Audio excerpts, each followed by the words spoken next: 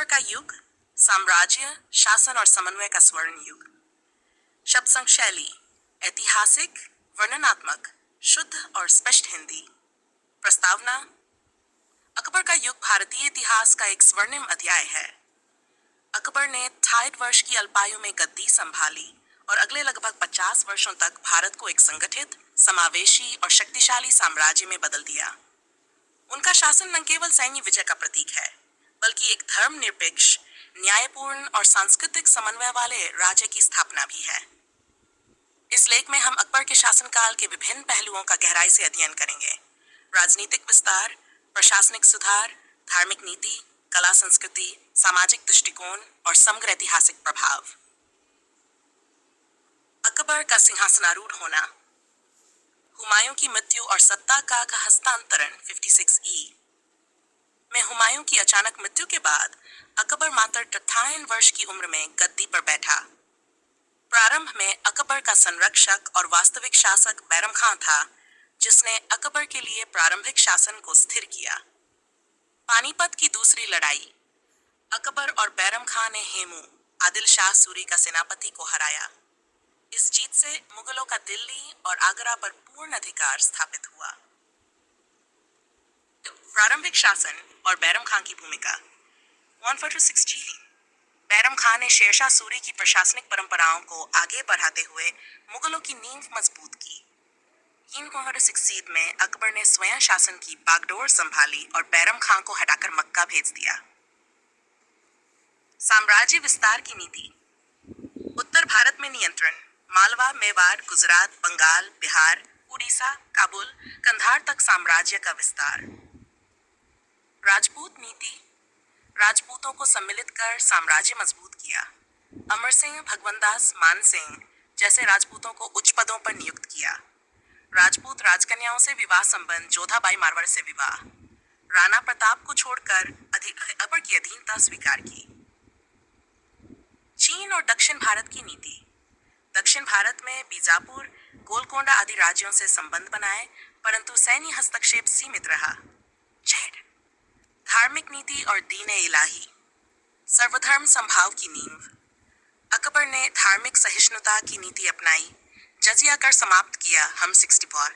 हिंदुओं, जैनों, पारसियों, ईसाइयों को धार्मिक स्वतंत्रता दी। इबादत खाना। फतेहपुर सीकरी में स्थापित इबादत खाना में विभिन्न धर्मों के विद्वानों को बुलाया गया। मक्का, मदीना, बनारस, मथुरा, श्रीनगर, पारसी, कैथोलिक मसीही विद्वानों को आमंत्रित किया गया। यह एक धार्मिक सांस्कृतिक दर्शन था जो सभी धर्मों की अच्छी बातों का समन्वय था। इसका उद्देश्य सर्वधर्म संभाव और सम्राट की ईश्वरीय सत्ता की स्थापना था। सीमित अनुयायी थे। अब्दुल फजल, बीरबल जैसे प्रमुख दरबारी। स्तनायड प्रशासनिक सुधार। मनसबदारी प्रणाली। प्रत्येक अधिकारी को मनसब यानी रैंक दी जाती थी, जात और सवार के अनुसार। सैनिकों और अधिकारियों की संख्या और वेतन इसी प्रणाली पर आधारित था। दीवान आला से लेकर कोषागार तक। विभाजित विभाग। दीवान, मीर बख्शी, काजी उल कुजात, मीरे सामान, शाही सामान का प्रबंधन। ठोडरमल की राजस्व प्रणाली, भूमि की नापजोक, जरीब और फसल उत्पादन के आधार पर कर निर्धारण। आईने दहसाला प्रणाली, दर्शों के औसत उत्पादन पर कर लगाया गया। 6 न्याय व्यवस्था और कानून। धार्मिक मामलों में काजियों की भूमिका, परंतु सम्राट की सर्वोच्चता। सामाजिक स्तर पर अपराध और दंड के लिए अलग अलग न्यायालय। न्याय में धर्म नहीं, नीति का आधार अधिक। सामाजिक सुधार। सती प्रथा, बाल विवाह, जबरन धर्मांतरण जैसे कुरीतियों पर रोक। विधवा पुनर्विवाह को प्रोत्साहन। महिलाओं की स्थिति सुधारने हेतु प्रयास, यद्यपि सीमित प्रभाव। कला, संस्कृति और साहित्य। फतेहपुर सीकरी का निर्माण। अद्भुत वास्तुकला का नमूना, बुलंद दरवाजा, दीवान खास, पंचमहल, जोधा महल। ईरानी, तुर्की, हिंदुस्तानी स्थापत्य शैलियों का मिश्रण।